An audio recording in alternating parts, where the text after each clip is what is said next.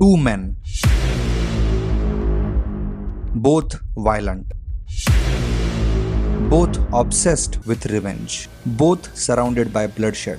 And yet, one film makes you understand the violence, while the other makes you question if it was necessary. Now, before we dive deep, let me get one thing straight. I actually loved Animal. It's a movie supercharged by Ranbir's flawless performance and Sandeep Wanga's audacious storytelling fused with his brilliant taste in music.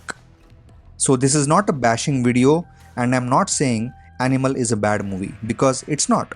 But as a cinephile, I noticed something fascinating when I rewatched Animal after watching Dhurandhar movies.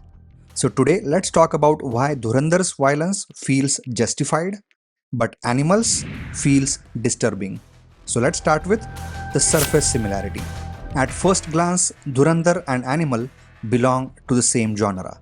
Hyper-masculine protagonists, revenge-driven narratives, stylized brutality, and emotion expressed through violence.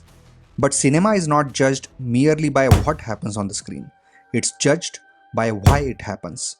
And that's where the two films completely diverge.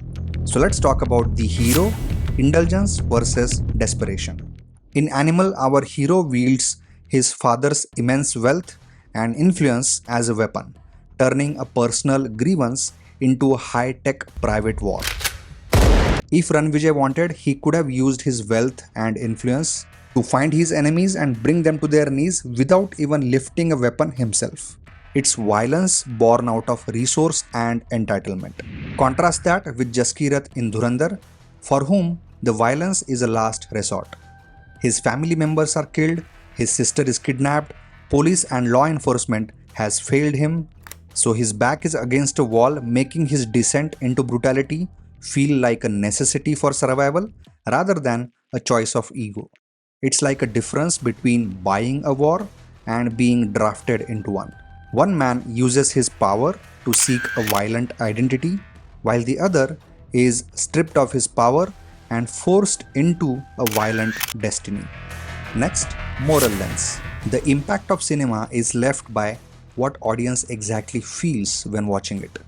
In Dhurandhar, violence carries emotional weight. Consequences exist, pain is acknowledged. And the film says this is tragic but necessary. Animal often presents brutality with stylish framing and charismatic energy, sometimes feeling like it admires the chaos rather than questioning it. So when a common man is posed a hypothetical question whether you would like Jaskirat as your friend or Ranvijay, the answer is pretty unanimous. Next, quality of screenplay. In Dhurandhar's screenplay, there is a clear cause, effect and payoff. With multiple violent characters and their individual arcs, the violence moves the story forward.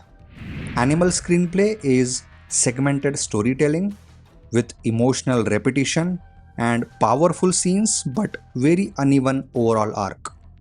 So while Animal screenplay works in different powerful moments, Dhurandhar screenplay has both moments and momentum.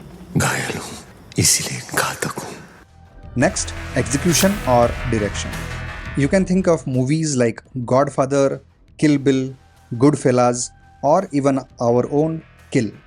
Each of these movies are violent, but the way the violence is communicated leaves an impression on our minds. So here Dhurandhar goes for grounded realism for the most part, and more importantly, emotional anchoring. So whenever any violent scene is in front of you are almost always aware why it's so violent. Animal, on the other hand, goes for a psychological spectacle driven by intensity and shock value. And I think that's fine, right? Animal is not trying to be a moral fable. It's a character study of a fractured psyche. But by removing the moral guardrails that the Dhurandhar keeps intact, Animal leaves the audience adrift in the protagonist's toxicity. Driven by their own plots, Dhurandhar aims for catharsis and Animal aims for provocation. And so in conclusion, violence in cinema is not judged by how much blood is shown, but by how much meaning lies behind it. Now, this doesn't mean that every violent scene has to have a justification. In fact, Quentin Tarantino makes violent movies for fun. Why the need for so much gruesome, graphic violence? Why not let us imagine Because it's so much fun, Chan. Get it? So what if we have our own Quentin Tarantino now? I don't have any issue with it. But for this comparison, we have to agree that Dhurandhar makes violence feel like a destiny, while Animal makes violence feel like an obsession. And that's why one feels justified while the other remains controversial. So what do you think? Should cinema justify the violence or simply portray it honestly? Let me know in the comments. And if you enjoy cinema discussions like these, please support this new channel by hitting that like button and subscribe to Shards of Cinema. I'll see you in the next one.